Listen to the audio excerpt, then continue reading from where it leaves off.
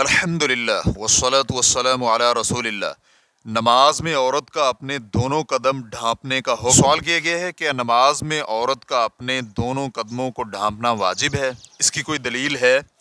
الجواب بعون اللہ سبحانہ وتعالی، آزاد اور مکلف عورت پر لازم ہے کہ وہ چہرے اور ہاتھوں کے علاوہ اپنے سارے بدن کو نماز میں ڈھانپے، کیونکہ عورت ساری کی ساری ڈھانپنے کی چیز ہے۔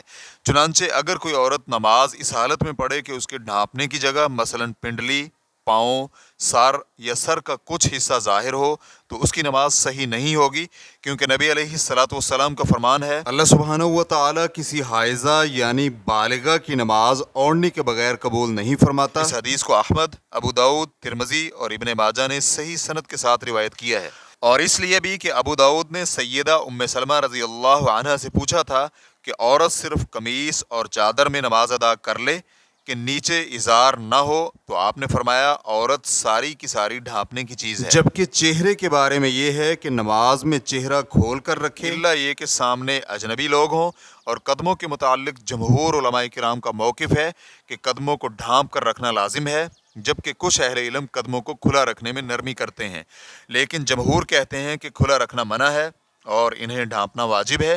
اسی لیے ابو داؤد نے سیدہ ام سلمہ رضی اللہ عنہ سے روایت کیا ہے، ان سے ایسی عورت کے بارے میں پوچھا گیا جو دوپٹے اور قمیض میں نماز پڑھے، تو انہوں نے کہا کوئی حرج نہیں، بشرطے کہ لمبی عربی قمیض اس کے قدموں کو ڈھانپ لے۔ اس لیے قدموں کو ڈھانپنا ہر حالت میں بہتر اور محتاط عمل ہے، جبکہ ہتھیلیوں کا معاملہ وسیع ہے کہ انہیں کھلا رکھے تو بھی کوئی حرج نہیں، اور اگر انہیں ڈھانپ لے تو تب بھی کوئی حرج نہیں، جبکہ بعض اہل علم انہیں ڈھانپنا بہتر سمجھتے ہیں۔ ریفرنس کے لیے دیکھیے فتاوی المرأۃ المسلمہ للشیخ عبدالعزیز بن باز رحمہ اللہ، صفحہ نمبر 57۔ واللہ تعالی اعلم۔ اسلام کیو اے ریکارڈنگز، مؤسسۃ الشیخ محمد صالح المنجد، المملکۃ العربیۃ السعودیہ، فتویٰ نمبر 1046۔ والسلام علیکم ورحمۃ اللہ وبرکاتہ۔